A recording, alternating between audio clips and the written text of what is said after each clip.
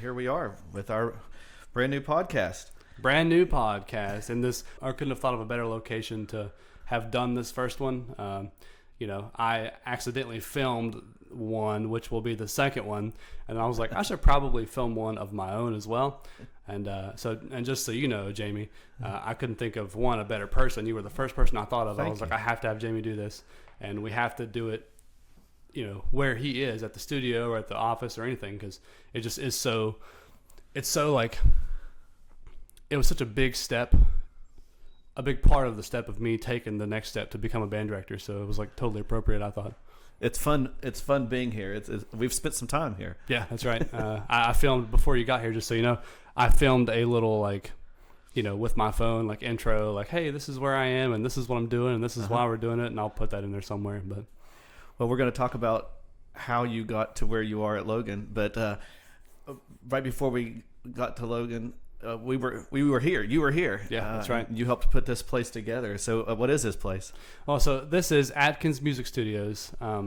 Jamie and I, Jamie works there's a law firm on this same property, which I took a video of and you'll see, but it's across the property. And this actually was the original law firm. Well, not the original, because that was in another location in St. Albans, right? Yeah. But they had an office here where this was the office, and they transitioned over to that place. And so this building was just here. And, Jamie brought up the idea, he wants to do something with the building and not just let it sit here. And so we were like, we were giving music lessons out of the office at the time, and you had been for years. And so it was kind of your idea to come over here and start giving music lessons here and have all this stuff built. And it was much different. And, you had someone come in and build all these individual rooms and do all this stuff. And my part in the whole thing was that I just kind of wired it up with these cameras that are in every room. And so I made the website too. I forgot about that. Underselling a little bit. You've put a lot of time in here, and these murals kind of make it unique. But yeah, talk about building things. This podcast. This is a new venture for you. That's right. What do you want it to be? Well, so I'm doing this with a few goals in mind, but I hope that one, it can be something that new band directors or even just current band directors, just anyone who is a band director or is thinking about a band director, can get value from this, because the stories that people are going to share, could be a lot of good information for someone out there that feels like they're maybe isolated where they are. West Virginia in particular is a very rural and mountainous state, and so a lot of times you're an hour away from the closest guy you can go talk to about band stuff. So maybe this will bring some cohesion among some of the directors, hopefully a lot of the directors across the state. So that's one thing, trying to bring cohesion, make people feel like they're not so isolated. And for new directors especially, I guess those are the biggest reasons why I wanted to do it. Just to hopefully give people some insight on other people's processes and the way they do things, and maybe some of their struggles too, because we all have struggles as we do this kind of stuff. So encouragement, encouragement. And ideas. Yeah, absolutely. You are finishing up your first year as a full-time band director at Logan. Yeah, that's right. I know that you had a whole lot of people give you some advice going into your first year.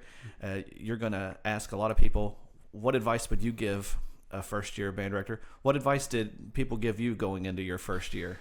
Well, I had a lot of mentors that I reached out to, and you're one of them, by the way, and you know that. But, but just for anyone listening, I worked with Jamie before I took this band director job. That was the job I had prior. And so every day as this whole thing unfolded, we were talking and scheming and plotting, about how to get things done. And, a lot of those things were, fortunately for me, to have Jamie on my side and talking about this stuff, things like all the things that you don't think about, going and meeting the politicians of the town, the business leaders, the mayor, going to make those connections, building a sense of community, thinking about what are you doing on day one? What are you doing before day one? Prep work, that kind of thing. What are you walking into? Do you even know what you're walking into? What your plan, just be aware that your plan could change as you go along. And for me, my plan did change quite often, weekly the plan changed. And so it made it created a lot of work for me. But yeah, I guess those things are some of the things that people were telling me. You know, something else, things like the recruitment process. What do you do? How do you do it? Let's talk about your situation, which is really unique, and I think everyone would find this fascinating. It's not like you were revitalizing a program from just a handful of students. Mm-hmm. It was quite literally zero students, but it hadn't always been zero. You were from Logan, and you had a good band. Is that right? Yeah, I would say we were pretty good back then. I enjoyed it. Yeah, and talk about your time at Logan and your band director. Sure. So I'll go a little bit even further back than that. I'll start middle school, talk about kind of how I got started. So 5th grade, when I was in school at Logan Middle School, 5th grade I did choir. They let a bunch of kids do that. I don't know if it was required or what it was, but I just happened to find myself in choir, not of my own choice. Yeah. So I sang there, and it was fine. But the next year they offered band, and I was like, yeah, I think I might want to do that. As a young man, I just didn't have any really home, I suppose. I really enjoyed choir, but like it really wasn't my thing. Even to this day, I'm like, I'm not a singer. But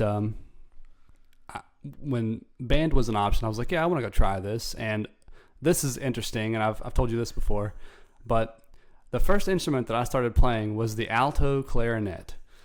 And how weird is that to be a kid's first instrument? That's already strange. Yeah, but 2, we had like 10 of them. And I'm like, how does that happen? And first of all, why does the school have 10 alto clarinets right. in the first place? And the second thing is, why is somebody giving out 10 alto clarinets? Because no one writes for that anymore. Maybe back then, I mean, we had parts. We had alto clarinet parts that I remember seeing, E flat alto clarinet up on the top. But no one does that anymore, And there were beginner method books for the alto clarinet. Somebody 30 years before had 10 alto clarinets and just dropped them somewhere and thought this will be funny. Or this will be a gift, or who knows what happened. It was so strange. And the director that year, Mrs. Mary Rush, she was there for 1 year. She was the choir director before that, but she was there for 1 year as the band director. Then she moved on. But it was a good year. She was great. And I really appreciate everything she did for us at that age, because I had a really positive experience back then. The next year is when the new director came, David Burway. And that year was good. It was fine. And then the next year, the 8th grade year, is where we started doing a little bit of marching and stuff. And he was like, well, you really can't march with alto clarinet. But he didn't tell anybody else this, just me. So he just moved me over to saxophone. He was like, here, just take this alto sax and go figure it out. And so, yeah, to his credit, he started me down a long, long path of playing saxophone. So that year was good. Then move over to high school. That's where the world opened up. Yeah. My first year in high school was my band director, Marty Ojeda's first year as well at that school. He had moved back from like Nashville or wherever he was, the Carolinas, I forget. But and he's an alto sax player too. Yeah, he's a saxophone guy and a good one. Real good one, right? Yeah, as well as I do. He can play. And that affected you. 100%. Yeah, when I heard him play, he didn't play for us immediately or anything, but when I finally heard him play, I was like, whoa, like what is that? Like that guy, he sounds good. I want to do that. Yeah, I want to sound like that guy. I want to play like that. So yeah, as a 9th grader, we started that year. He came in and there was already a field show picked out and all this stuff. So he just kind of inherited that. We had like 30 kids in the band or something, so it was okay. But it was a Phantom of the Opera field show, and I loved it. I mean, a lot of people didn't like it. But I really liked it. I thought the music was great. I'm not a musicals guy, so I'm not like a huge fan of Phantom of the Opera proper, like watching the musical or anything. But there's good stuff in it. I love all the music, and I thought that field show was phenomenal. And that's kind of what got me started. I was like, I love this. This is great. I started learning about all the different parts, how they go together, and all that stuff. And was it the Phantom music? Was it the marching band? Was it Ojeda? What was it that? It seemed like that was a turning point for you. Yeah, I suppose the activity in its entirety, Marty Ojeda was a big part of it, but doing the activity in and of itself, just being in marching band and having that community of people, it was much different than the past 3 years of band that I experienced, just sitting stationary in a room playing with a bunch of people. Yeah. We were doing more highbrow stuff. The music was better. The activity was fun with the other people because, anyone who knows marching band knows that it's a fun activity and you're out there, making memories with people, and it's really a good bonding time. And I didn't really have a community growing up of people that was a strong, like solid community. It was, if I hadn't gone into music, I probably would have ended up in juvie or who knows what.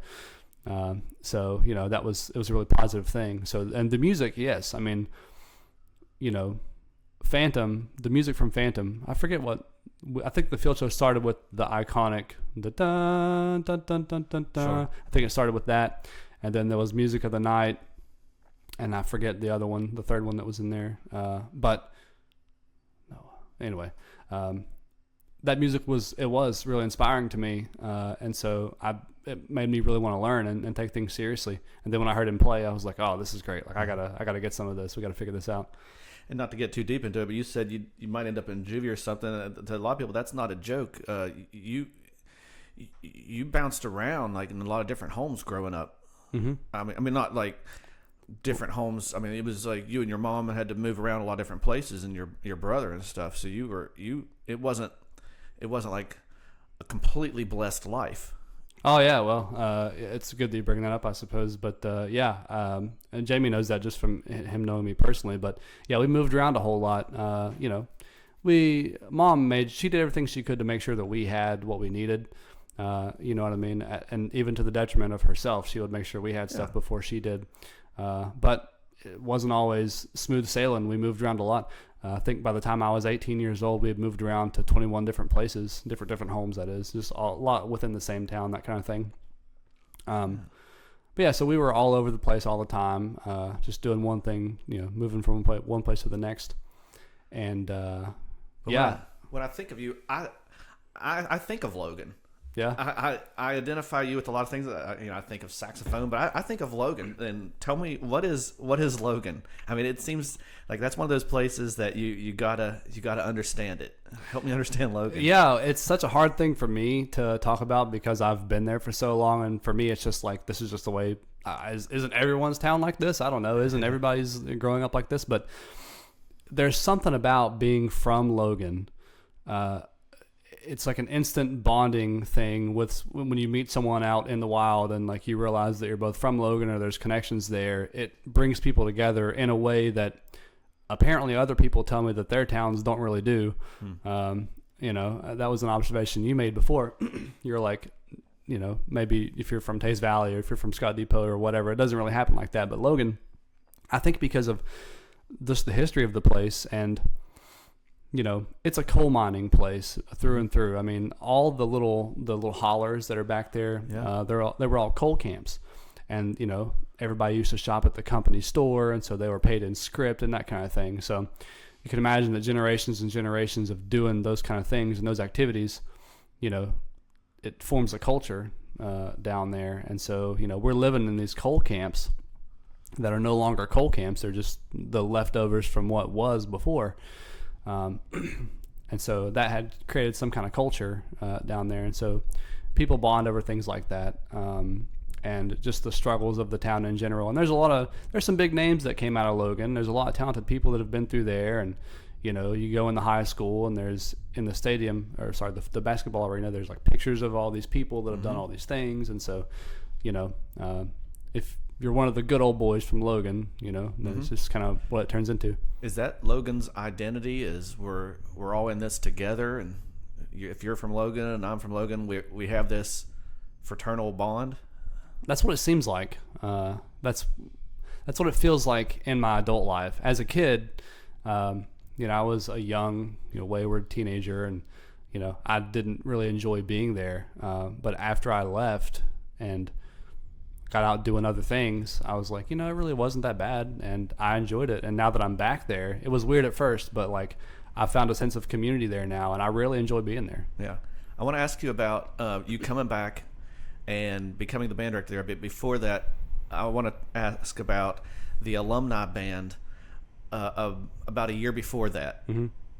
What happened there? Tell me about that. Well, so and if you're listening to this, if you go to my TikTok, which most of you will maybe come from my TikTok because I have some following there, but there is a story about it on the TikTok, and it's pinned at the top of the page. It says Band Director Origin Story, and I talk about it a little bit there, but I'll go a little bit more in depth here because there was a lot that happened. Basically, it was announced, when would this have been? August of 22, I guess? Yeah, August of 22. Early August, right before the school year started, it was announced that the band director had resigned at Logan.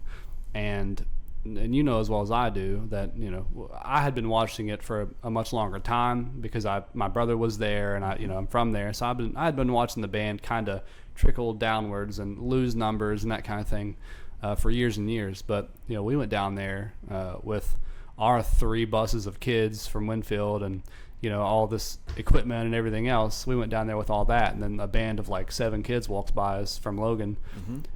But they were proud and they did a good job. Yeah, that's what I was going to say. They really wanted a program, but there just weren't many of them. Yeah, there weren't many of them, but they played, man. Yeah. And you remember as well as I do, like they did this Queen show, and like it's like, I remember there was a piccolo player, an alto sax player, a trumpet, a bass drum and a snare drum, and a field commander.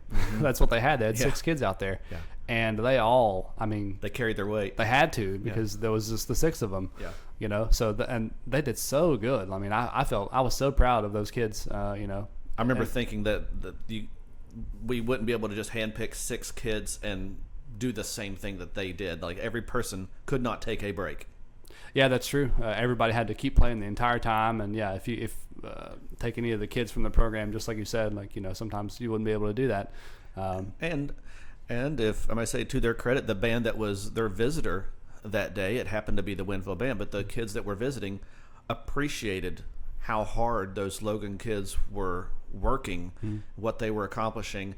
And it's emotionally hard to be out there on a huge field by yourself, by yourself with just a couple of buddies around you and trying to do a whole field show, and you just don't have anybody. But you're right, the program was dwindling, and they were starved for music. Yeah, I think that's definitely true, and I guess the things that I've encountered this year really only prove that. But to go back to talk about the alumni thing, so whenever people found out that director was leaving, there was, the alumni were all in uproar and like, oh, this is terrible and all this stuff. And so it kind of brought people together in a way. And there was a gentleman trying to get something going, maybe getting volunteers to come to the football games and that kind of thing. And I was watching this from afar and like, doing my thing, working at the office, teaching lessons, doing all those things here. I was really enjoying it, and I didn't want to leave, and I didn't really want to get involved with what was going on down in Logan. I'd been gone for 13 years. Excuse me. So he didn't get much response. It was like single digit numbers of responses, and I just happened to think like, well, what if I got involved and maybe we tried to make it happen and make a big deal out of it and try to show support, and maybe something will come of it. Maybe somebody will take the job again, and maybe when they do, they'll have some support, or whatever. So I basically just made a Facebook post, and it got just an insane amount of traction. And Jamie knows this story. He's flattering me by sitting here listening to it again. But I made a Facebook post that got an insane amount of traction.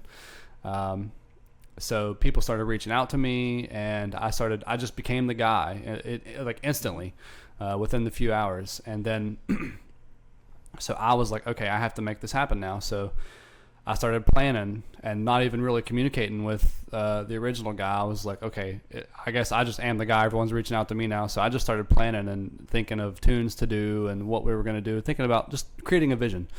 And I did that Facebook stuff. I posted things there. I went to local news outlets. I forget which one specifically, but here in Charleston, I went and spoke on the news about it. So it started to get some publicity, and people were reaching out to me. So for the next, it was 2 weeks of time, which is not a long time to pull off an event like this. I wasn't sleeping too much. I was staying up doing arrangements. I ended up making a whole bunch of like stand tune, pep tunes that we did, making a little cadence for us to march into. That was a lot of time spent doing that, but also just the amount of people that were reaching out to me. You know, I felt people were reaching out to me, and I was like thinking about who are the people that I know that I can ask to do this, that are in Logan that I was in band with, or that I know that were in band. And I was asking people for suggestions, like, hey, who do you know that you think would be wanting to do this, and we can really make it a special deal. And so that was a big part of it too, just talking to people all the time, trying to set everything up. There's lots of little things, because you want a lot of people to show up, but once they do show up, they want to just have you hand them their hat, their sweatshirt, their music, in some cases their instrument, and their drum. They just want to show up and have everything done for them, which might be reasonable, might not be. And you're walking into a program that you don't already run, and you have to have everything set up for a one-time event. Yeah, it's good that you mentioned that. So I was working with the administration from the school. I was letting them know, like, hey, this is happening, and so I mean, it's going to happen, and I'm going to probably need the equipment from the school. I don't know what's down there, but I need it. And so I didn't even get to go down there until week 2. I had been spending this entire week just hoping and praying that there was some stuff in there I could give to people when they showed up, because not everyone had horns, like you're saying. They wanted just to show up and get their stuff, get their instrument if they need one, get the music, and just make it happen. And so I knew that, and so I had to try to make that happen. So I go down to the school, and I'm like, okay, the principal's showing me. She opens up the instrument room, and I'm looking around. And I'm trying to make sure I can accommodate people, and looks like I can. I'm like, okay, there's stuff in here. Some of it's not great, but there is stuff. And 10 alto clarinets. Yeah. Luckily, we didn't have all that. But I did recently do some inventory here for the end of the year, and I found a contrabass. Well, I knew the contrabass was there, but I found an alto clarinet. I found a bass clarinet I didn't know I had. All kinds of random stuff in there. But I'm looking at this thing with the principal, and I'm seeing all this stuff, and I'm like, okay, this could work. And I don't even care if these instruments work. I mean, some people will show up that have working instruments, and some of these will work. And so even if it doesn't work, as long as people show up and just are there as a body, it's more important that they're there to show the showing of support than it is if they can play or not. It'll work out. All the things will work out. So we held a rehearsal. It would have been that Friday. We held the rehearsal, and 50 people showed up, and I was like, okay, we have 50 people here. Right. Like, this is really good. It's working out. A lot of people couldn't make it to the rehearsal, and that's fine. But the day of the event, after all this planning and everything happened, it was right at about 100 people, give or take. Yeah, it was like 100-ish people. I think I counted 104 before some of the people left, but it was roughly around there. Yeah. And so it was crazy. I got the mayor of the town to donate us sweaters. So we all had those blue sweaters with the L on them. And you graciously got us the hats, actually, from the law firm donated the hats to us. And I spent my own money on like all the small stuff, like sheet protectors and folders, and printing I think I actually used the office to print off all the music. So Sarah wasn't too happy about that. That's a lot of faith. Yeah, she was like, "Hey, you're wasting all the ink," and I'm like, "Sorry." It's a lot of songs. Yeah, that was more than I had realized. It took me probably 6 hours total to put all those folders together, and I was like, I did not realize how long of a process that would be. So that was eye-opening for me as to be a potential band director. I didn't know that I was going to be, by the way, at this point. Like, this is happening, and I'm just doing it. I'm just being the guy that does it. And I think it's fair to say, as a guy who was hanging out with you all the time then, even as of the night of the alumni event, you just wanted to put out a great event. I think even as of that night, you did not yet have truly the itch to leave your current job and go apply to be the new band director. No, that's fair to say, and I didn't. But you did ask me before the event happened. You made a statement. You were like, "Man, you're going to work yourself into a job by doing this." That's what you said. And then you asked me, I remember we were getting, it was the Friday because we were getting some Chick-fil-A over there. And you said, man, if all the things work out, I know you don't have a degree. I know all this. Let's assume that everything just works out and you could go take that job. Would you do it? And I thought for a second, and I was like, yeah, I probably would. Yeah. And then you said, why? And I said, well, I just want to see if I can do it. I've spent all this time in college back in the day, and I left, and I've spent all this time teaching privately and working with other bands. And it's like, can I build a program? Like, can I even do it? So what's it like being a guy that works band camps, that works assistant band director or any of that, and sitting back and watching another band director do things, and they do almost everything right, handful of things differently than what you would do, and you sit there and wonder, could I put my money where my mouth is? Could I do this? Yeah. What's that like? Yeah, you're exactly right about that. Being one of the guys that just helps the big picture all the time, thinking like, well, if I was at the head, what would I do? Like if maybe this decision I didn't necessarily agree with, or maybe the way that this process runs, I don't agree with this. Maybe I would do it this way, do it differently. Well, I, for all those years, did those kind of things. Like just would think about, I would do it this way. I would do it this way. But I didn't really think I would ever actually do it. I didn't ever have any intention of doing it. I had abandoned the idea. And then once this started happening, I was like, ooh, now I have to put my money where my mouth is, because I potentially could be a band director. And so I'm thinking about all the things now, and I'm like, well, I have to make things happen. So I'm thinking back to all those years of the way things are ran otherwise, and I'm like sweating. I'm like, phew, I got to make everything happen here. And I got to think about my processes and the way I want to run things. And I'm reaching out to people to ask, hey, how about this? How did you do this? Or how would you do this? Or, that kind of thing, talking to mentors and that kind of stuff. So you were a few credits shy of finishing your degree, and you had worked a few non-music jobs in the meantime, including working at the law office, and you had done some sales and things like that. How hard of a decision was it to go back, contact the college, and figure out, what do I need to do? And how hard of a decision was that for you? That was a pretty easy decision to make. Doing it all was where the difficulty was, but the decision to do it was pretty easy to make, because it seemed like, because that event that happened that night of the 100 people being there, people started approaching me, administrative, members, people from the community, like, hey, you should take this job. Like, what's your degree like? What's all this? And I'm like, well, I don't have a degree, and yada, yada, yada.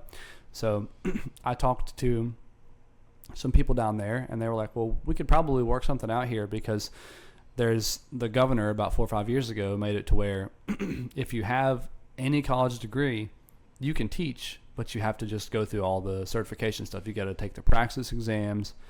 You got to go through the alternate certification program through an authorized, institution. And so they're like, you could get this done. So the first thing you got to do is get that college degree. And so I'm like, I don't want to go back and do a whole senior recital and take extra long to do this. And so the Regents degree popped up in my brain. I remembered that was an option. So I reached out to the program director of the Regents Bachelor of Arts program at West Virginia State, and I said, my credits were all from state originally, and so I said, just look at my credits and tell me what I'd have to do. And he got back to me and said, you only have to take 4 classes. You've got the beginner, the intro, like the freshman class, the intro class to the Regents program, the portfolio class for the Regents program where you build your portfolio, and you got to take a music appreciation class and an online chemistry class. And I was like, oof, chemistry. But the music appreciation class was a breeze. The chemistry class was something. I had to have some help with that. But the other 2 classes were easy. And that portfolio was 130 pages, and I got that done. And it took me 1 semester, and then I had a degree. And now you're working the job. You're building the program. What kind of a guy or gal does it take to build or rebuild a band program? Well, you have to, maybe if there are some qualities that you have to have vision. You have to have a vision for what you want. Because if you have in your mind a solid plan, a solid vision, and you can articulate that to the students, then they'll get on board, because they see that you're genuine and that you have a plan, and that you're not just making things up as you go, even though I feel like I might still be doing that all the time. Yeah. And then, I don't know, maybe you're a crazy person. I don't know, coming into something that has 0 kids and trying to do something, that definitely takes a special kind of person. a lot of people might shy away from something like that. Like, they want to go into a program that maybe is already established, or even if it's not, it has some kids in it, 30, 20, 15, doesn't matter. But there's a little bit of history there that they can build upon. For me, I saw this as a really unique opportunity because as much as anyone can look at it and think of it as a negative thing, for me, it was all positive. I mean, yeah, there's a lot of legwork to be done and I got to build things, but I can build it however I want. I can build it in my own image, and I can have the kids help me build a culture there. They can be a big part in doing that. And that's what I've told a lot of them the entire year is like, hey, we're building a culture here. You guys are a big part of us doing this, big part of the history. And so yeah, it takes someone that has vision and can execute the vision. And it's going to take time. I was working long days trying to prepare and get everything done. So we've talked about, it's been said, we're not the ones that make this up, that if you're a new band director, if you're a new coach, a new pastor, or it was anything that's in a 4-year program, I guess I should say, something in school, it's going to take 3 years to make the program yours, because some of those kids have to graduate. Yeah. And I guess what you're saying is that doesn't really apply to you, that they're yours or not yours right away. Is that what you are experiencing? Yeah, basically. I'm fortunate that I've had most of the kids that are in the program that started with the program are still in the program. The original 13 that I had, the one graduated, but all those kids are still there, and they've brought people in, and all those kids have just been my kids because they don't know anything. I'm teaching them basically from the ground up. How did you get 13? Well, so begging, paying. Essentially, yeah. Like, what kind of bribery can I do here to get these kids to come out here and play at football games? And So these are all 13 that, I mean, you're from Logan, but you didn't know any of these names. Nope. What I did was the principal of the school, Miss Stanley. I was talking to her a lot, keeping her up to date on my progress for the degree and all the things, because they were basically anticipating me coming down there, and so I'm asking her questions like, hey, you think of students that you think would be good in the program and give me those names. And so every time I went down to Logan for something, I'd say, give me a new name, give me a new name, give me a new name. But she knew that was her job. I was like, I remember that point. That's the point, is that every single time you took a trip there, every single time you did anything there, you said, I want to go there for a purpose, but also to pick up a new name. Yeah. And we were come going back down with there. a recruit every single time. Yeah, that's right. I was going there to do whatever I was doing, whether it was the volunteer basketball thing or a rehearsal or whatever. I found myself doing more and more free work, but it was all in preparation to get there. But yeah, that was the goal, is I need to have recruits. I need to get leads of names. And so that was the first part. And then cold calling came second. Once I knew that officially I was the guy and they hired me as the long-term sub, I immediately started cold calling kids. I got them to give me a list of all the kids in the school. I just started cold calling anybody that was anybody. I made hundreds of calls. So out of that came the original 13. What was your biggest pushback from kids? Just non-interest, or they were busy with something else, or?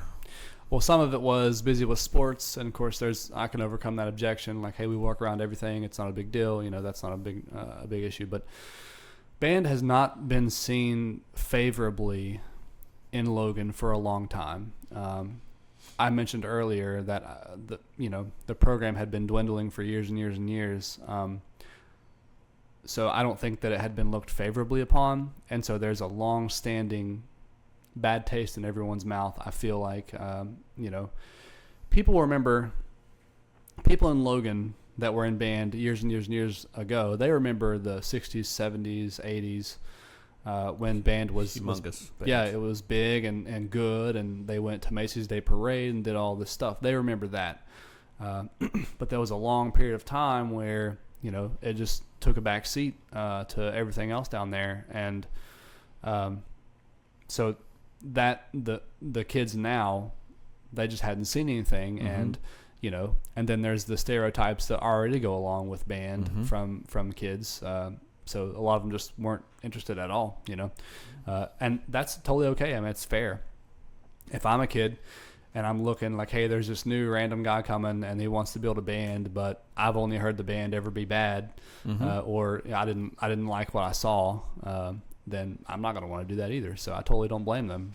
You had a strategy in this first year. You finished just now your first full year, and you had a strategy in this first year.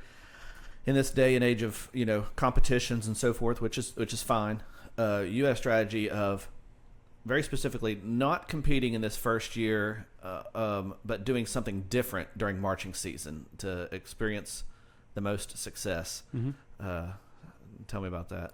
Well, I had this conversation with you prior, and you had lots of questions about it. But basically, what I did was I said, okay, what is the thing that we can do immediately and have quick success on?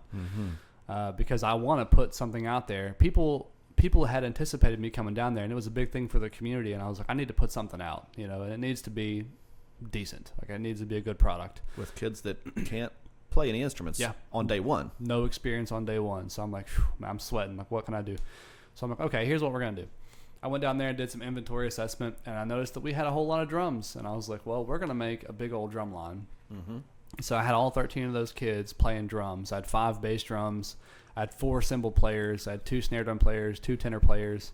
One of the tenor players was a football player. He never really got to play with us because we didn't do a halftime show. We basically were just a stand band. We just played in the stands. We backed up the cheerleaders.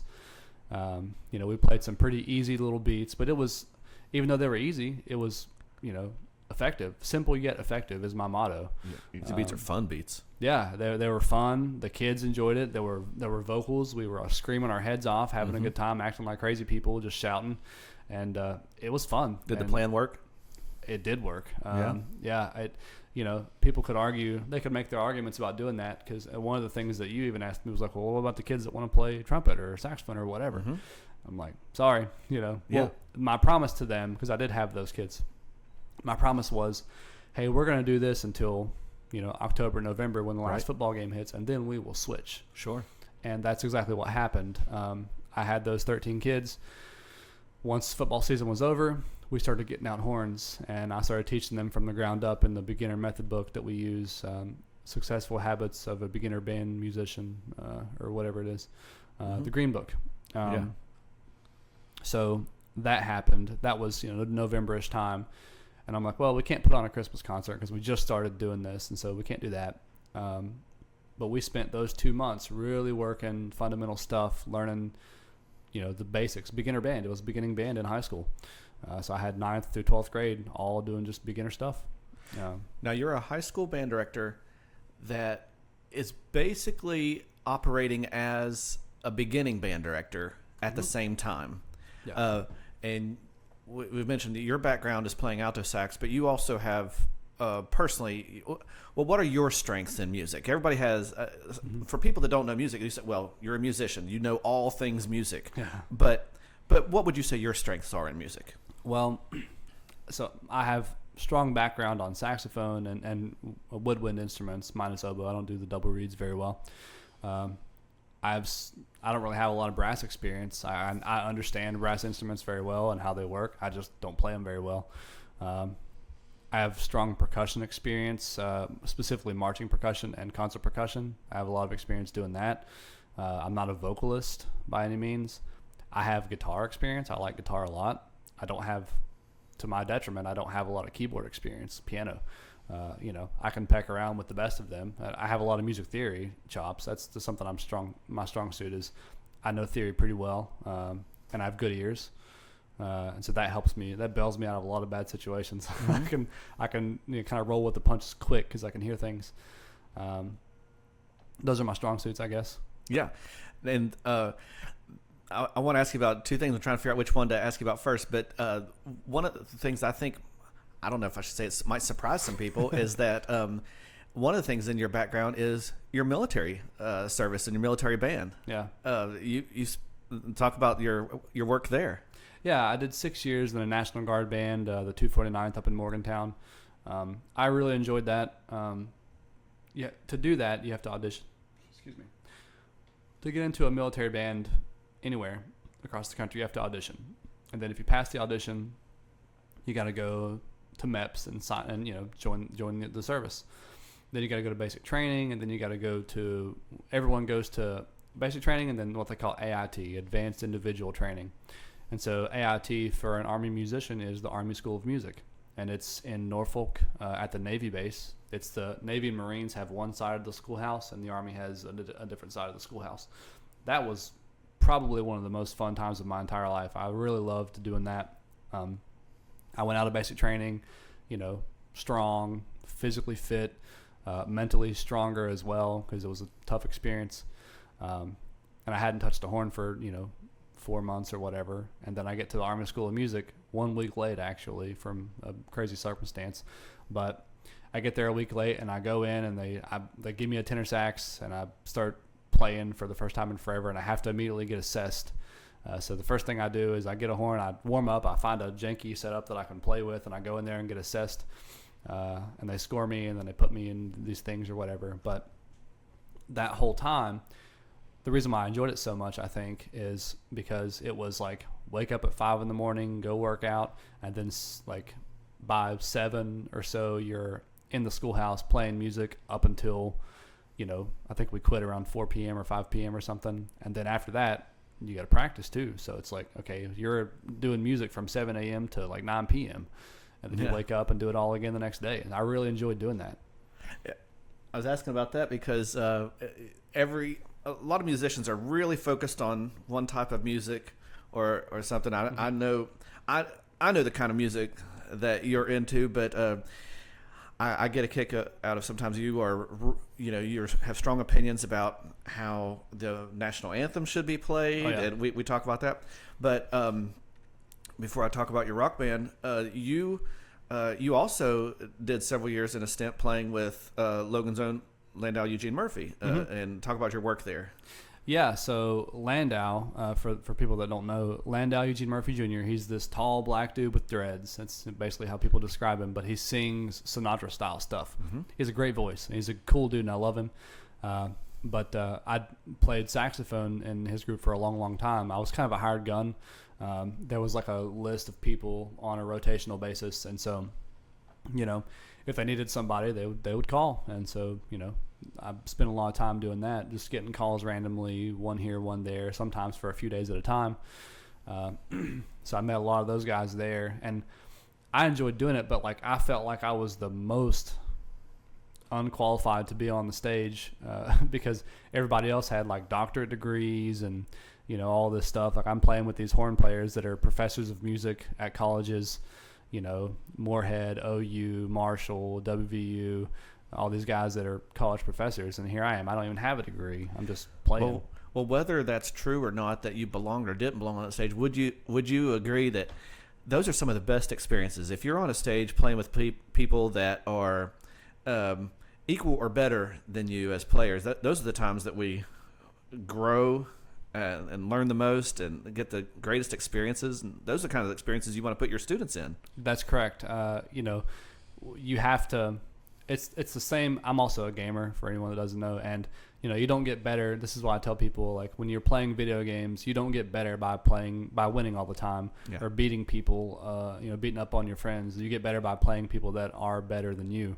And the same is true for surrounding yourself with musicians and things. There's something you can learn from everybody, and especially if you put yourself in a situation with people that have been playing for 10, 20, 30 years or whatever it is. They've got degrees to back them up and everything, and they can really play. Then you're learning a lot just by being in the same room as those guys. You don't even have to talk to them to learn things, but then you do talk to them and you learn all kinds of stuff. You share a beer with them and you learn stuff too. This is kind of the way it goes. And that was a super valuable experience for me. Same thing with the military. When I was at the Army School of Music, I met people from all over the country that had various backgrounds and things. There were young people, there were people that were older that had experience, and everybody brought something to the table.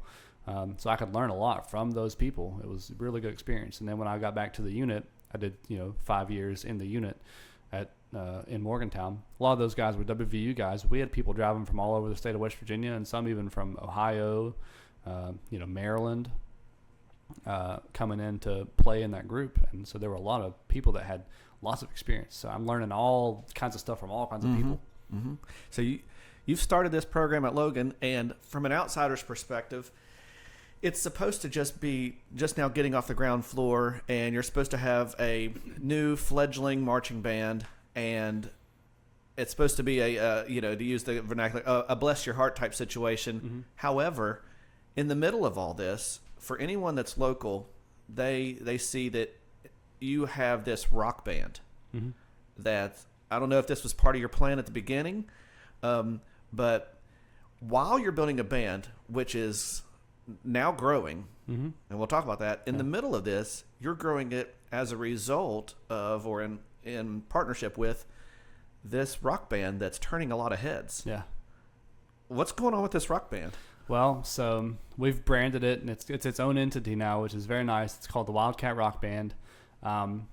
It was part of my plan to do this, and I spoke with the principal about this beforehand. I said, listen, I got to have some way to bring them in, and if I build a more modern ensemble to get them playing stuff that like they might like playing, then I feel like it'll help me grow the program, and we can be really successful here. And so it's funny that, it's good that you mentioned this, because I'm cold calling people like a madman, talking about, hey, the marching band, but I'm also telling them, hey, the rock band at the same time. So this is also the conversations that I'm having. So one day I hold a meeting for anyone that wants to join the band or the marching band. I do what they call an all call. So I do a pre-recorded message, and it gets sent out to every kid's parent in the entire school. So it just goes out to all of them. And I said, hey, we're having a meeting on this day. And so people show up to the meeting, more than I thought would show up to the meeting. It wasn't a whole lot, but I met some really quality students there, and this was during the summer. They came, and they're like, yeah, I play drums, I play guitar, I play this, I play that. And I'm like, well, great. We're doing this rock band thing, and if you don't want to do marching band, that's perfect. But we're going to start day one with the rock band. So just, let me get your names. I took their names. I told the counselors who they were, and said, put them in the rock band class. And the word started spreading. That, hey, we're doing rock band. And I ended up getting all this new equipment as well, which it didn't actually come in until like week 2 of class. So I'm working on bare bones thing. I'm like, hey guys, we're going to do rock band, I promise. We're going to get instruments, I promise. And the kids are just like, but I had enough stuff in the room that we could mess around for a couple of weeks before the stuff got there. But I had 13 in the marching band. The rock band class had 16 in it. And some of those were, some of those were double dippers. There were some that were doing both. But, it was immediately had numbers and interest, and it grew from there. The kids, I talked about the plan having to change earlier. This is where the plan changed the most, because my experience isn't in, I can play these instruments and function in the groups, on that level on the instruments, but teaching an ensemble like that, I haven't done. I've been there to witness you teach the backup band and work with the horns and all that stuff for the show choir, show band, but I don't have a whole lot of experience running an ensemble like that myself. And so I'm like sweating the whole time, and I have a plan already in my head of what we're going to do. I bring it to the kids, and I tell them this is what we're going to do, but they just start shattering the expectations immediately because they're having fun and they're wanting to learn, which is phenomenal. They're hungry for this stuff. What's that? They're hungry for this stuff. I think that's definitely true, and I think it just shows that you go into a situation where there's zero and there's no interest, or so that you think, but if you create the opportunity, if you build it, they'll come. And if you create the opportunity, and you've also hit on something, if you go ahead and set the expectation, but you put a limit on that expectation, you might be injuring yourself. Don't put a limit on it. Just see what they might do. Yeah. Your kids have already blown the limit off. Yeah, I could not have imagined, honestly, how successful they would be. We just did our spring show where the rock band played an entire show. They played the whole thing was about an hour long. We played 8 tunes, and it was all good stuff. But pause there, because you had to make a tough decision. Was this the show that you had to make a decision you had it all planned and scheduled, and was this the show that you had to move? Yes, it was. We had one of our students, the drummer. She plays drums and she also sings very well. She's really talented and I love her. But their softball team was making sectionals. They qualified to go to potentially get a run at states. And What do you do? Yeah, if I was her, I would have chosen softball because at that point, this was from what people have told me is one of their last shots for a while until they could maybe have a run at going to states. So you're a brand new band director, and you're trying to establish yourself as we matter, and we've set this concert date, and if we move it, then everyone knows we play second fiddle to everything else, especially athletics. Yeah. And then you have this decision to make. Yeah. And what do you decide to do? Well, so we couldn't do the show without her. We would have had to have cut a bunch of songs, and I have another backup drummer that could have handled most of the stuff, but the stuff she sang lead on, we couldn't do without her. So I was like, we basically have to rearrange some things, and I had to have a really tough conversation with my band. I said, listen, I called them in that day. It was the day of the concert, as a matter of fact, that we decided, because they had won a game the day before, or they lost, actually. They lost the game, and that meant that they had to play the next day, which knocked her out of being able to do the concert. So no one could have really predicted this. Yeah. And so it just was what it was, but I had to have a really tough conversation with the band. I said, hey, I pulled them all in the room. I said, listen, I know you're all excited. Everybody's they're geared up. They've got all their stuff. I said, listen, guys, no one in this room right now is going to like what I have to say. And it just is what it is. And I have two very bad decisions that I have to make here. Yeah. But they're both bad decisions. And one of them is we still do the concert. Or I said, one of them is we perform today and it doesn't go well because we're missing a member and we have to change our plan. Don't like that. The second thing is we're going to have to postpone our concert date. I don't like that either. But I have to make a decision here. We have to make a decision. And so I just moved it. And by a miracle, some miracle, the light shone down upon that particular day that we were able to schedule things because people had adjusted their schedule to make this happen. And so now everybody else in the group is having to readjust their schedule. They're all super upset. And I had to have some hard conversations with individuals as well because they were taking it out on this girl like it was her fault, and it wasn't her fault. Thinking back through the year, was this the first of that kind of conversation you had to have with a big group of the band where you have to pull everybody aside and have one of those types of band director conversations that we all remember where you got to win your crowd? No. During marching season, there was a particular conversation I had to have with the marching band, the drum line. It was a hard conversation to have, but the kids weren't exactly following some of the instructions, and a few of them kind of got sidetracked and got lost from the rest of the group, and it set me off, and I was like, we have to talk about this now. So when I finally stopped them and we did all the things, and I kind of lit into them a little bit and tried to give them the bigger perspective of what's going on here and how we can't have people running off and getting lost because we're going to away games, and if you get lost, I'm going to lose my job, you're going to be in trouble, blah, blah, blah, that kind of thing. So that's a moment where I had to talk to everyone heart to heart. But I feel like also those moments happen actually pretty often. When we're in class, practicing, operating, we celebrate all the small victories. I mean, which is something that I found has been really nice. Little Jimmy over here is trying to play the alto sax, and he can't get his part, but I'm putting him on the spot, and we're working on it in front of everybody. He finally gets it. Everyone, like, the room erupts. That happens daily. That everyone's like, yes, yes, yes. Like, we're all getting excited all the time about what's going on.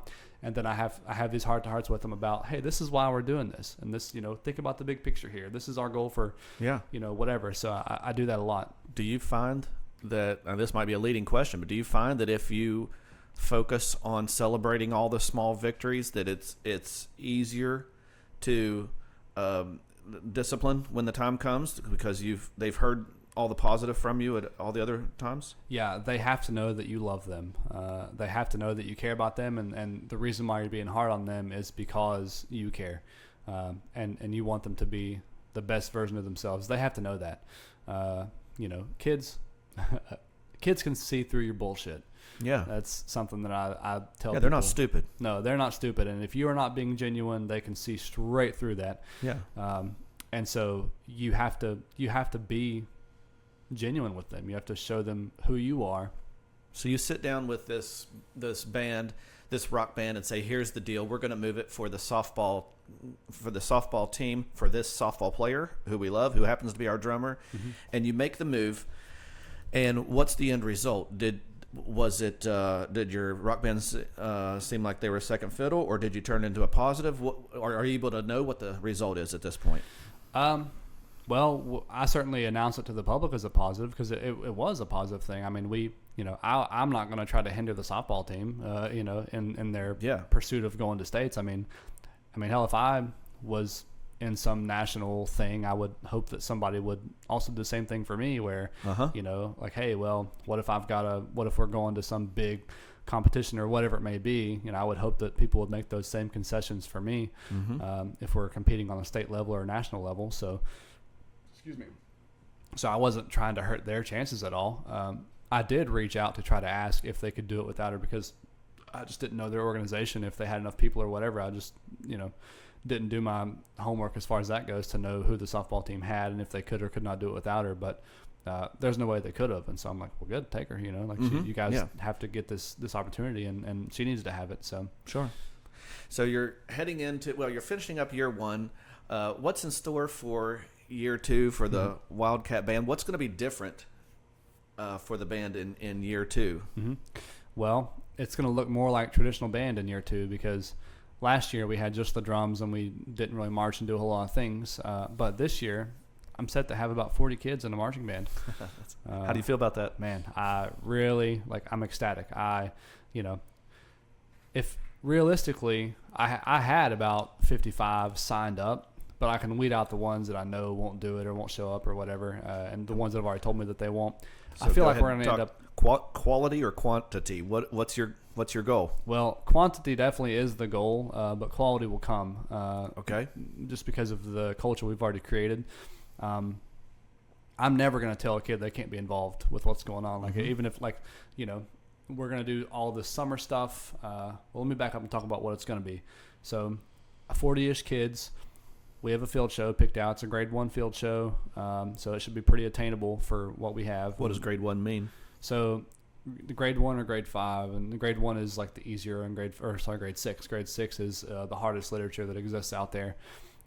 And so we picked grade 1 to start. This is the first time we're doing marching band, and the first time the marching band's been there in a few years. And so for my group, they're going to learn from the ground up. Is grade 1 grading how hard the music is or the marching? The music. Okay. So yeah, that's for the music specifically. I have a drill rider that's riding the drill, and he knows that this is our first year. He knows about the situation. He's another band director in West Virginia, and it's Jim Alder. Where's he the band director? He's at Greenbrier East. Yeah. He also has a rock band too. Yeah. He's someone that I reached out to ask about that and talk about his first year doing it. It's a great resource and great guy. Yeah, he is. He's a good guy. I like him. But he's writing the drill for us. He knows that we're beginners and all that stuff. So we're talking terminology and talking making easier drill and that kind of stuff. But we're going to have this field show. It's a competitive field show. We're going to go to competitions. I've got 5 of competitions for us to go to. How do the kids feel about that? Well, so a lot of them are excited. Yeah. Because they want to feel like they're working towards something, rather than just be a soundtrack at a football game. They want to go out and compete and win and do well. A lot of them are very competitive in nature. So as a band director for a group that's going to go out and compete basically for the first time, what is your message that you tell them? What is I'm in your band. What is our goal?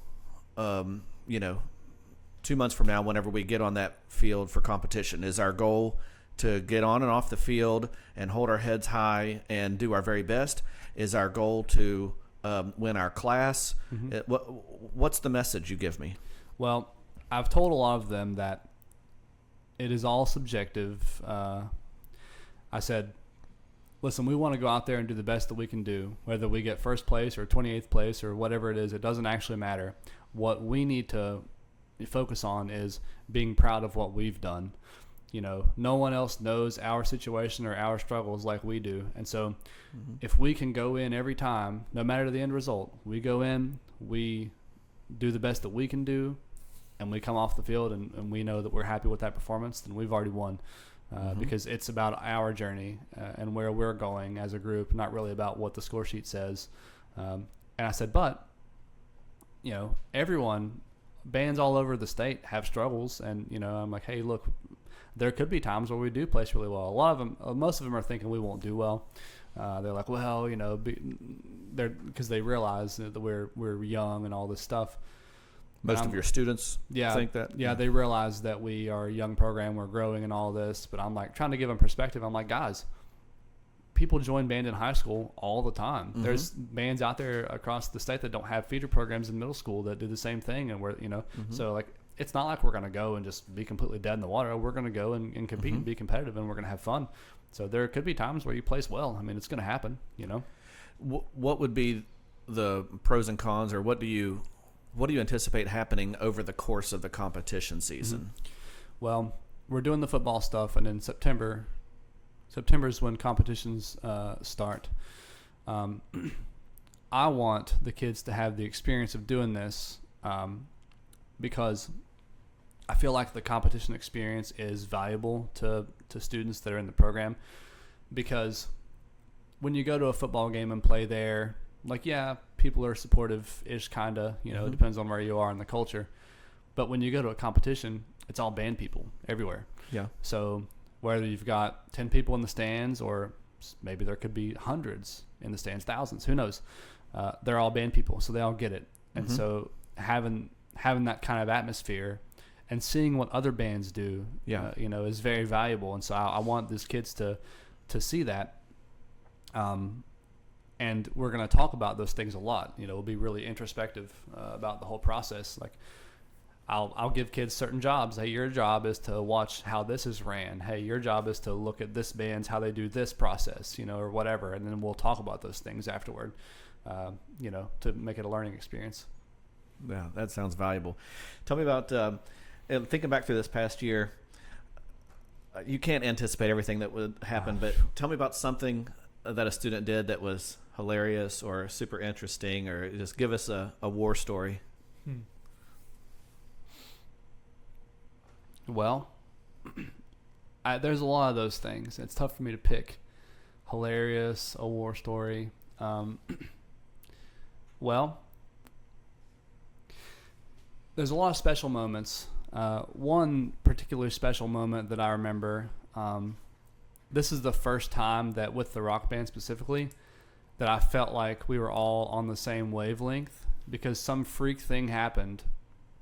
Basically, to describe it, we were on the stage playing at a basketball game, and you know, we're up there, we've got all of our sound equipment and all this stuff going on, and I had, the way I ran it was they would play stuff and I would kind of stand up, walk forward, cut them off, and then go sit back down.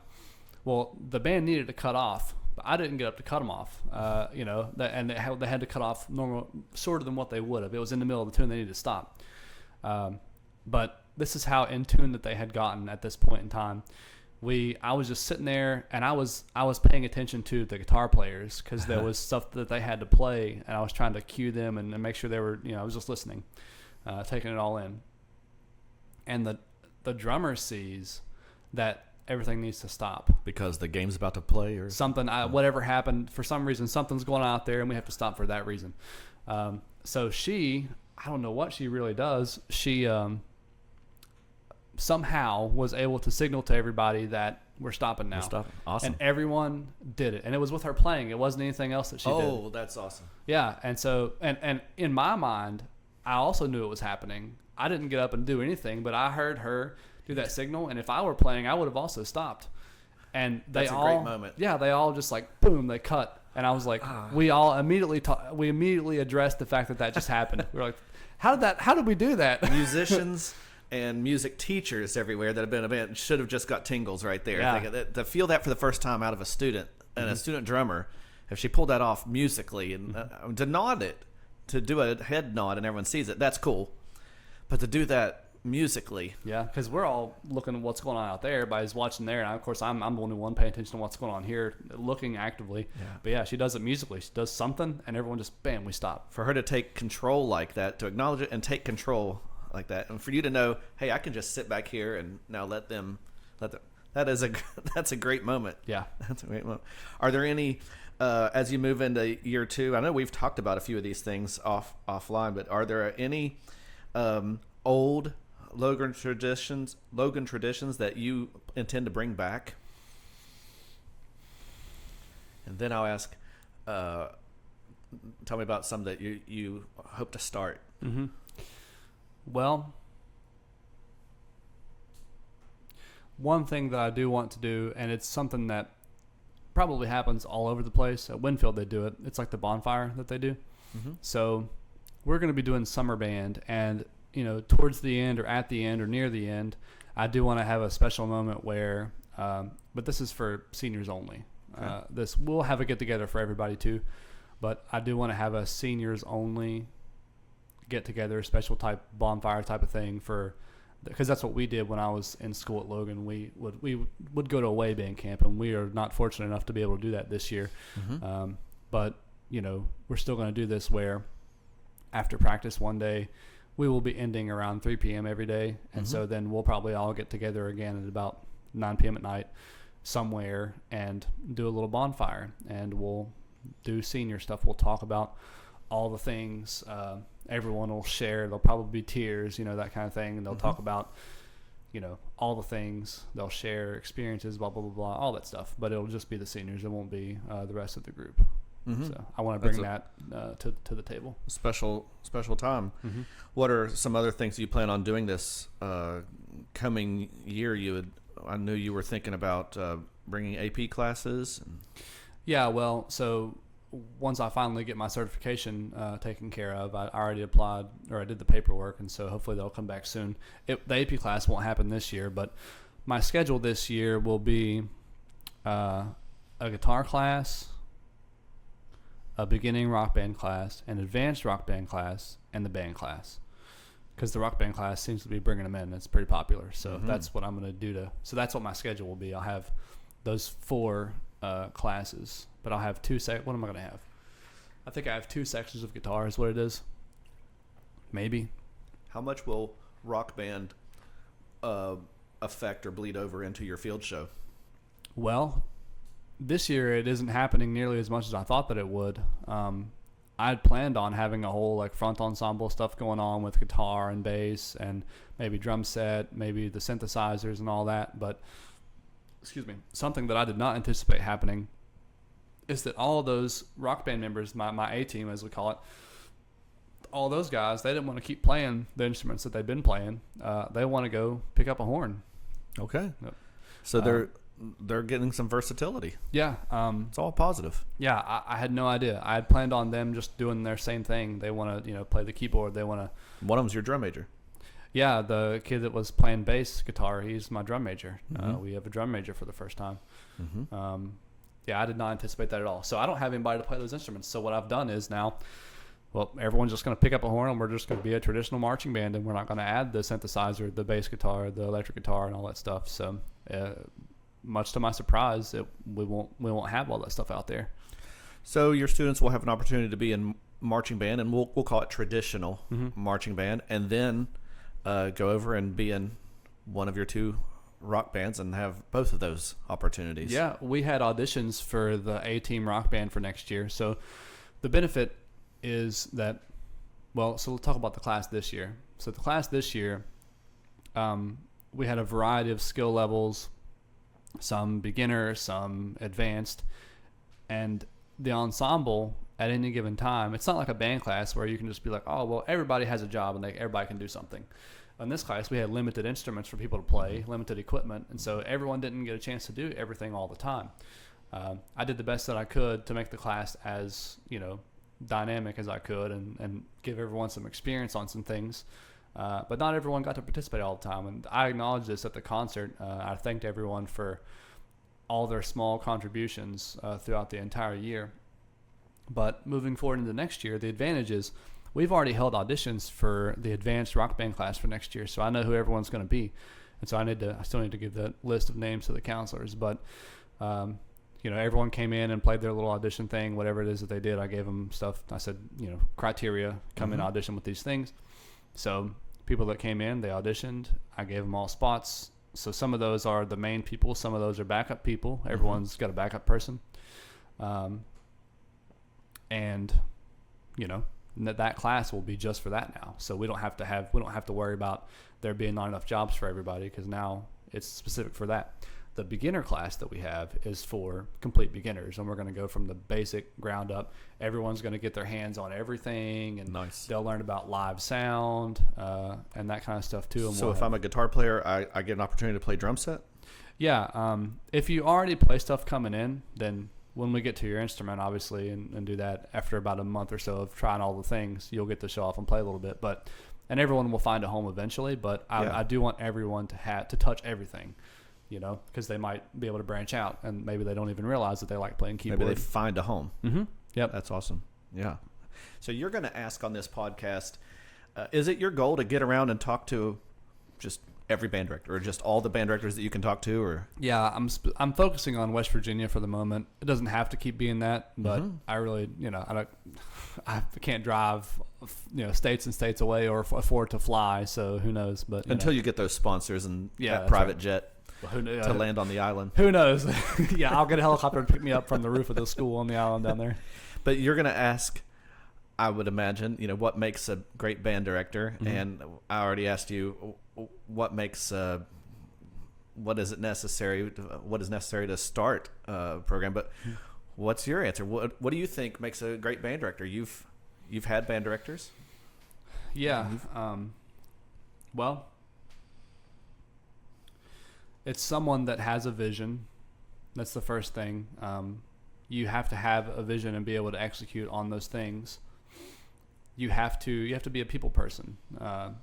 As much as I am an introvert in every other aspect of my life, I'm not in a musical sense. I never have been. I've always been extroverted musically, but outside of that, I'm very introverted.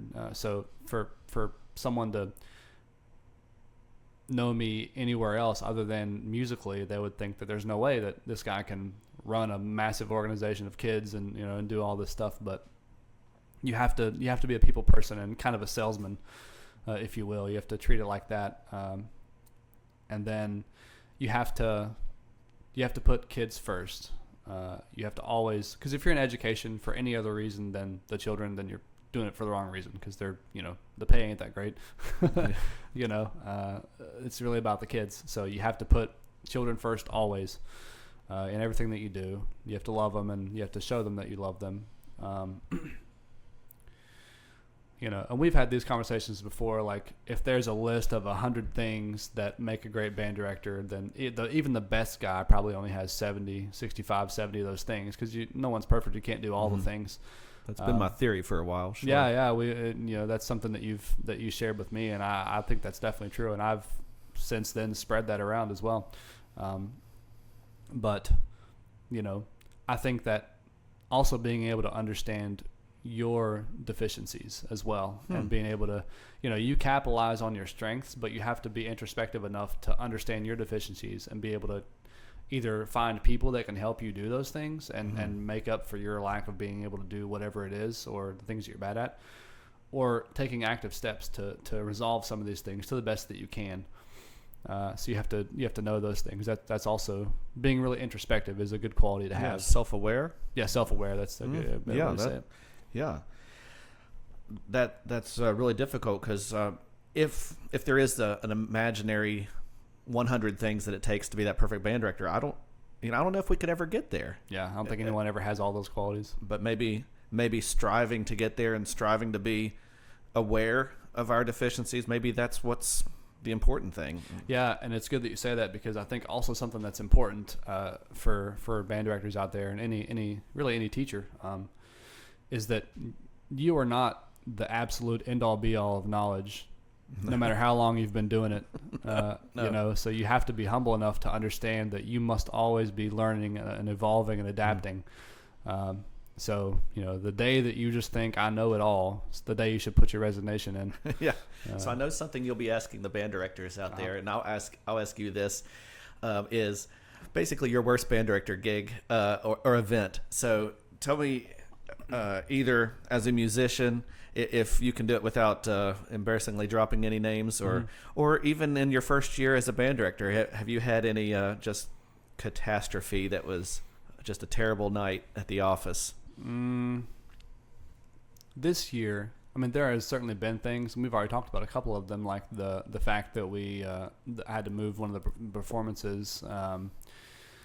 Kind of turned that into a positive, it seems, but that was Yeah. it's good when you can do that. Yeah, it was just put a lot of stress on me that particular day. I was really stressed out because I was like, crap, what do I do? There was that, but what else? Marching band, there wasn't really anything crazy that happened. So I don't have a lot of super, super crazy catastrophe stories from this particular year, I don't think, outside of what we've already maybe discussed. Well, then it's coming. Yeah, I know. It's like, well, it's gotta, you have to experience it. Now, one thing I will say is that I already anticipate for next year, our school is being worked on through the summer, and I can't get in. Nobody can be in there starting a week from today is our last day of school. After that, nobody can get in. The only people that are authorized are our principal and the cop, the PRO. They're the only people that can get in because they're doing like asbestos stuff, they're doing electrical work, they're resetting fire alarms, they're doing all this stuff. So teachers can't come in and kids can't come in. And they anticipate that it's going to be this like an 18-month project. And so it could very well extend into the school year, but we should still be able to function and have school. But for the summer, I can't have students in the school at all. And I have 3 weeks of summer band planned. So when I found this out, this is probably appropriate to say for the situation. When I found this out, I immediately started panicking. Yeah. Because I'm like, oh no, like I have all this momentum and everything is so positive right now.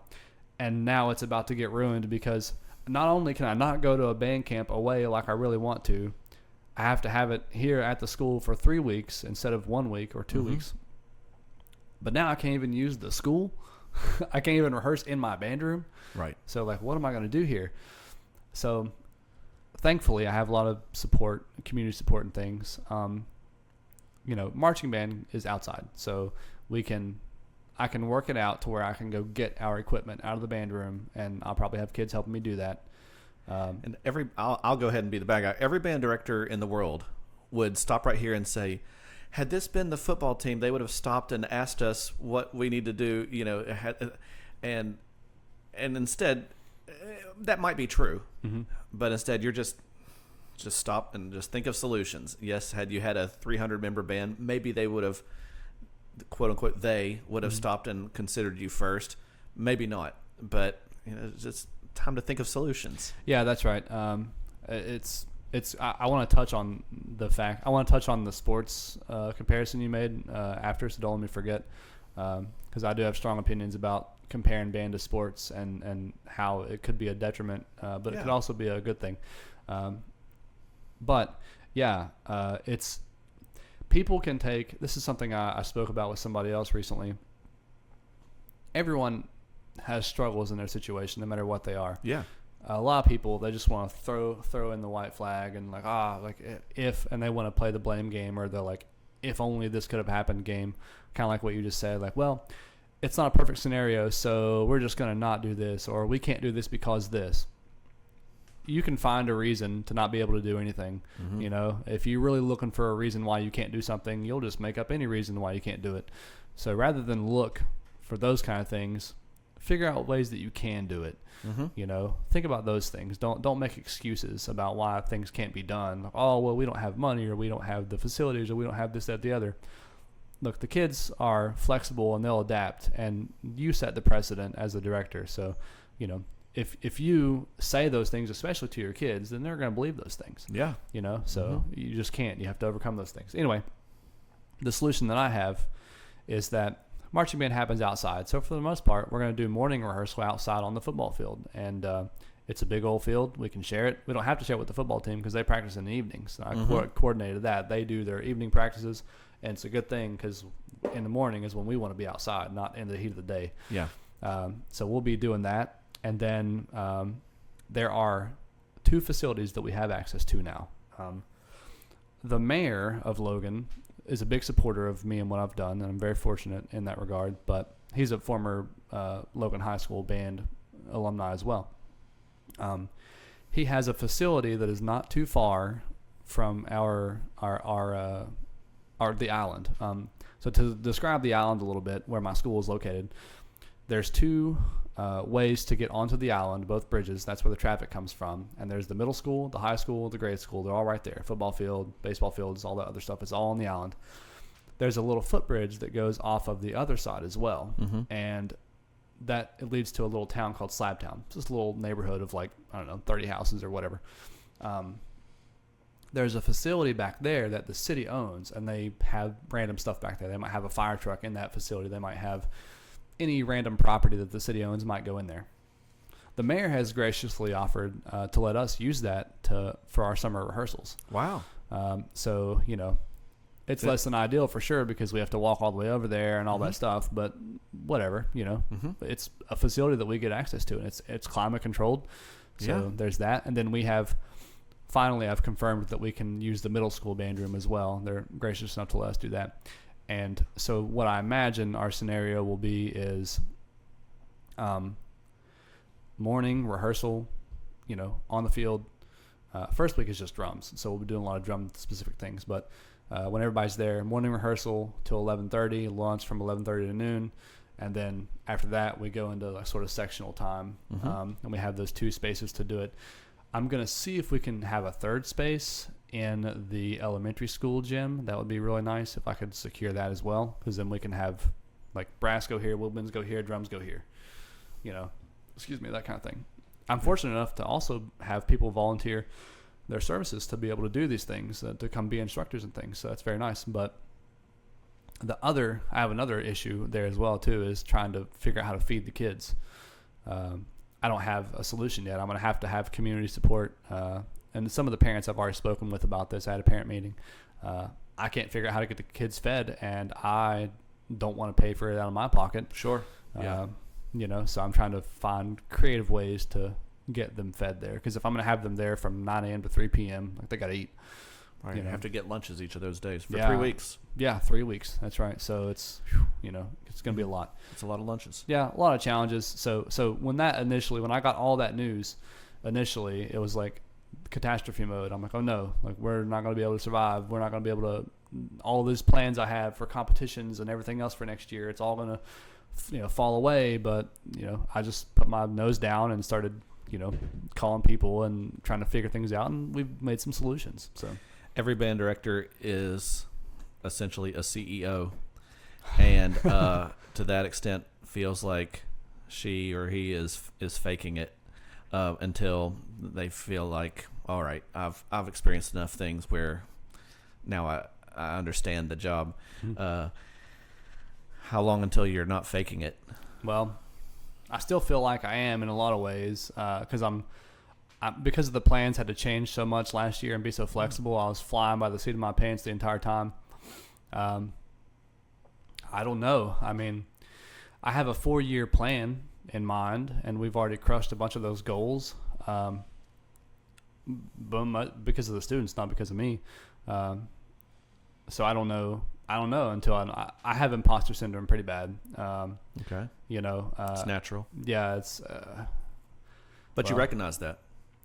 Well, one of the big things that I live on YouTube a lot, and I was just listening to things, and autoplay was going, and so the next video that came up was for some reason about imposter syndrome, and I started listening to that, and they started talking about things like, you don't really recognize or celebrate all of your successes, you just push them by the wayside in pursuit of the next thing maybe, or you diminish all of your success. And I've been doing that my entire life. I just am always looking for the next step. And even with how successful the alumni band thing was, that definitely felt good. But it was like, okay, we did it. And now I got to focus on all the other stuff, And as much as people want to come and say oh, this is great, this is this, that, and the other, you did a good job. I'm like, oh, that's very kind of you. I appreciate that and all that stuff. Trying to, I'm a little dismissive when it comes to that kind of stuff. And then me just feeling like I don't know what the hell I'm doing. You know, I look at all of my deficiencies and I'm like, gosh, man, like, why didn't I spend more time doing this or learning about this or, you know, whatever.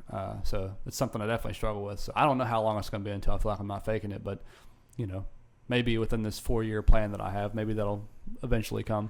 And I've been able, now that I've recognized that I'm bad about not celebrating my successes or being really hard on myself, this past year, it's really been the past 6 months, I've been able to try to take a look at some of the positive things I've done and realize, like, okay, I'm making a difference here. This is working. Well, daydream with me for a second and Sure. fast forward to that point when you have the Daydream High School Marching Band. I've just given you, you know, a pocket full of gold and all the staff you need and all the time you need. What's your fantasy field show? What's your dream field show that you have in the can? Well, I don't know that it really requires unlimited resources or anything, but something that I thought that I wanted to do for a while is I want to do a West Virginia themed kind of show. And there's something in particular that I want to do, and it's traditionally done by a choir. It's My Home Among the Hills. Yeah, I love it. I think it's great. You know, it's good to build tradition around that. A lot of choirs in West Virginia have built tradition around singing that. I want to have a field show where we do a West Virginia themed thing. Maybe we play Country Roads. Maybe we play, you know, whatever other West Virginia things, like maybe some stuff by the guy that did Ain't No Sunshine When She's Gone. Bill Withers. Bill Withers. Yeah, maybe we do some Bill Withers tunes. We celebrate West Virginia musicians and music. Yeah. And we do some traditional things. Maybe we get a banjo going, you know, maybe all that stuff. We have a bluegrass thing going on. But I want to open the ballad number with, I want it to be specifically My Home Among the Hills only. Even though it won't be necessarily like slow like a ballad, but I want to open it with the entire band singing the 4-part harmony to that, and singing all the way up to, let's see, there's a land of rolling mountains where the sky, and though I may roam, I hurry home to the friendly hills I love. And then it's a big hit. I want that to happen, and then from there it's like, just, you know, the band, they start moving and playing, and, you know, maybe I have to have some kids that are strong singers with some microphones, or maybe they're surrounding a mic. I have a soprano, alto, tenor, bass surrounding a mic, and then they can carry it, but everybody else is still singing like group vocals. You know, they can pick out whatever they can, because as band people, we're not the best singers. I'm fortunate to have some good singers, though. It's very nice, and I make them sing often. But that's something that I want to do, make a West Virginia themed show. I don't know that would be maybe my ideal perfect field show, if you will, but that's just something I've been thinking about recently. It could be a real crowd pleaser. Put people in the fields.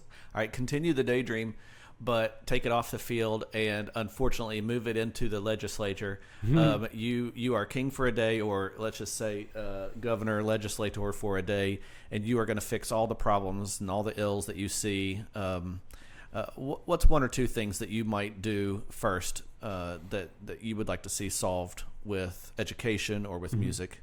I have two specific things that I would like to see. The first, I'm very fortunate where we are in Logan County. We actually receive money from the board every year. I think it's from the levy account. But there's a certain amount of money that we receive, and it's for the arts department. It's for band and choir to split evenly among each other. And you know, I don't know if I should share how much it is or whatever, but it's enough. You know, it's enough to where we can split it up and be able to afford maybe some repairs, maybe a new instrument or two. It's not a whole lot, but it's enough to, if I wanted to buy a new instrument, I could. Like, I could go buy a new alto sax or a new trumpet or a new whatever. So having that across the board for the entire state, because people don't receive that. You know, a lot of band directors don't receive funds from their board. So being able to have that, I would say, like, everyone needs to have that. Every high school, every middle school needs to receive X amount of money. That's not a huge amount, but that's a token help. Yeah, it helps because to pay for things like reeds, repairs, music, you know, stuff like that. Just things that maybe just things that the band needs, you know, small stuff like that. They all need to have that, because it's hard to function if you have no funds. So that's one thing.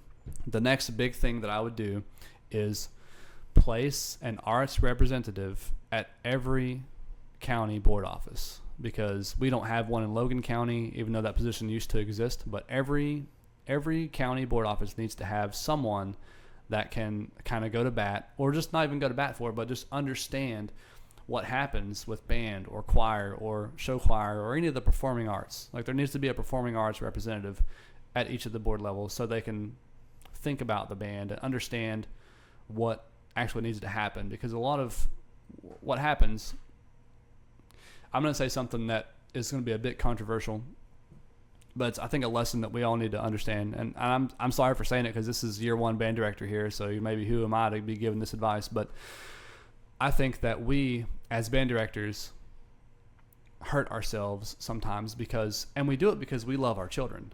And there's nothing wrong with that. So this is not like me downing you for doing this, but we shoulder some costs sometimes. We pay for things out of pocket, or we use our band boosters to go around having to deal with the administration and the board. We get the boosters to pay for things, or whatever it may be. We get donations and we do that kind of stuff. Donations are fine, but all these things are not visible by the Board of Education, right, where you are.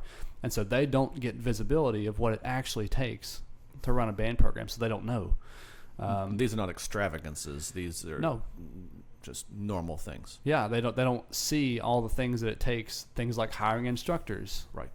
Anything, all the things that we know as band directors that we need to do our job, they don't know, and they don't see, because we just find ways to circumnavigate having to deal with them because we've been told no. Or these board members they're well-meaning people. Yeah. That they're not trying. They're just ignorant in the traditional sense of the word. They're just ignorant to what they need, and they're just trying to be good stewards of the money, and they just need to know that this is a good and normal use of funds. That's right. Yeah, they have to know what the norms are, so that they can anticipate those things and understand what it takes to actually operate an organization like that. And so, and just like you say, like they're not ill-intentioned people at all. They just don't know. Yeah. And so we shoot ourselves in the foot by finding these ways to circumnavigate having to have the board involved, because they just don't have any visibility. So that having an arts representative or a performing arts representative in every board office across the state and every county, I think would help that issue. Are you proposing, is that a full-time position? Yeah, it certainly is. Because, I know that position exists, or at least used to exist in Logan County, and it exists across the state and other places. So, yeah, there should definitely be that person. Now, you were going to talk about arts versus sports. I don't even know if I want to use the word versus, and you can clarify that, but maybe that's a good time to get into that, because you're talking about visibility. It seems that the cost and things that need to go into sports is something that is more readily visible for boards of education. But go ahead and talk about the needs of arts versus the needs of sports, and that division there. Sure.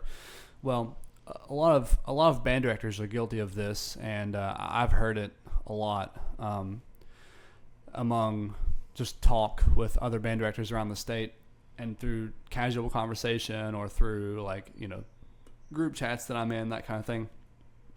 They'll say something like, "Oh, well, I bet if the basketball team made states, they would do this," or "I bet if the football team made states, they would do this," or "if the baseball team did this, and I'm sure they would be willing to do this," or whatever. I don't really like those comparisons, and because there's a lot of reasons why I don't like those comparisons, but the first of them is that those organizations, they function and struggle just like everybody else does. They're just doing whatever it is that they can do to exist. Everyone has their own struggles. If you look, I look around at the sports organizations that exist at Logan High School, and I see a lot of struggles that go on. Sure. It's not a perfect situation for any of them, and those coaches are just doing what they can do. So, it's not our place to be like, oh, well, if they did this, then I'm sure that people would be willing to do this, that, and the other, or whatever. It's not the case. A lot of times those coaches are doing the exact same thing that we would have to do and plan for contingency just like anybody else. That's a great point. Yeah. And football team, baseball team, they're already having to fight against budgets and schedules and their opponents. They don't need to be fighting against the band. We're all in this together, seriously. So why would you want to make enemies by saying, I bet if the football team, yada, yada, yada, whatever. That's ridiculous, I think. And they all have needs just like we do. I just think that it's more visible than what we have done, because I guess, just like I said, band directors have in the past just when they lose the battle, they just don't ever fight the battle anymore, and they just find ways to go around the board. But the coaches that exist for these teams, they have to be hired by the board and vetted, and there's this whole process, and so they're officially hired. But band people often will circumnavigate these things, and they will pay instructors out of the booster fund or whatever it may be. And so those are not hired positions when they really should be, because if anyone is working with your kids, they need to be vetted through the county like everybody else, because they're working with children. So, if you just hire somebody through the booster organization, then you didn't do a background check. Even though you may know the guy or whatever, you didn't do a proper background check. It's not official that they're being paid. So the board has no visibility. So a lot of people, they want to play the comparison game because the coaches are hired, and there's maybe the football team has 35 kids on it and they've got 6 coaches, and so you got band people screaming about, oh well, I need my staff and this, that, the other, or whatever. A lot of those comparison things happen a lot, and it's not to the fault of the football team. It's not their fault that they have 6 coaches, and that they're just doing what they do to operate normally as they would. Yeah. So it's up to us as a community to educate our people, respectfully and politely, which I struggle with sometimes. But you have to educate them, and so they understand what's going on. That's good. Really well said. What's the what is there a difference, and how much of a difference is there between Austin Campbell as the band director and Austin Campbell as personal life? Have you been able to have a difference in this first year? No. No, I have not. There's no difference. No, the work-life balance is it's like work and life. Yeah. What they've done is meshed together, if you will. Is that what you expected? Yes, for this first year especially. But I think high school band directors especially, they know this. I think that they know that all these extra requirements come along with the job. It's not a secret to anybody. I've seen plenty of directors talking about it on public forums and things like that, just the time requirement. You got the Friday night football game, the competitions, you've got the after school rehearsals, you've got the honor ensembles that maybe your kids get involved in, or the honor bands, the all area, the all county, the all state, the whatever it may be. You've got the other ensembles that form. Maybe the kids form small ensembles. They need a place to practice. You have open band room for those kids and let them practice because they can't do it anywhere else. There's just a lot that goes into that, and so you're stuck at the school for a long period of time, and that just is the normal. That just is the culture. So, and then also because of how public everything has been with me, I'm just that guy everywhere I go in Logan. Everyone knows that I'm the band director guy, and I'm the band guy. Here he is. There's him. And so one of the things you've been doing, for better or worse, you record a lot of what happens in your classroom, and sometimes you put that content out there, and sometimes you save some. You don't put students on there and without their parents' permission, of course. But you save a lot of that content for for funny videos later on, and there's going to be a lot of good content out there. But so put a bow on this for us. If someone were to bet on Austin Campbell for what we're going to see in the future, and what's going to be the safest bet for us? What is there for us to be excited about for Logan or for Austin, or is there a difference? Well, I think that I came here with sort of a mission to Logan, and it was to, obviously build the band at Logan High School, but to promote the arts and the performing arts all around the county, if you will. And so there's going to be, I think, a positive thing that's going to come out of this is the amount of cohesiveness and unity that's going to come in the county. I've been working a lot with the other high school directors. I've been going judging drum major auditions, playing with their group sometimes, helping out. So I think there's going to be a level of cohesiveness that we have maybe not seen before. in the county. The band program is going to thrive. I mean, at least I hope so. That's my plan, to make it thrive anyway. I don't anticipate it going anywhere but upwards. And I have plans on like what kind of numbers, what kind of stuff we're going to get into. Recruiting of educators is something I'm also trying to do, even though it's not my job. But if I want it to be successful, then I have to, the people have to be there to help me do it. At the elementary level, the middle school level, and the high school level. And so the fact that like I've been so visible to the public has attracted some educators to want to come there and do things. And so there are some new fresh graduates that are making their way to Logan to work, which is very nice. We have exciting. A choir teacher coming to take the choir job at the high school I'm at Logan High School. There's another young graduate that is from Logan that wants to work in the county, and so he's going to work. He's going to apply for jobs, music educator jobs around the county somewhere. And I know he is a band guy, so eventually, if the middle school director retires, like he might do very soon, he might try to take that job and be my feeder, and I would love that. Yeah.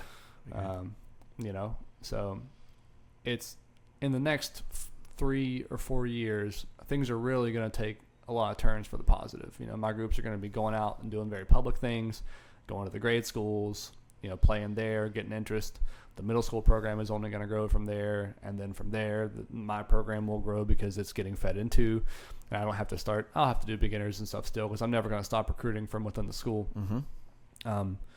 But yeah, I think that it really can only be mostly positive things that come. Exciting things are happening. Yeah. All right. That's putting a wrap on Austin Campbell and Logan Wildcats. Thank you, man. Thank you. I appreciate you doing the interview.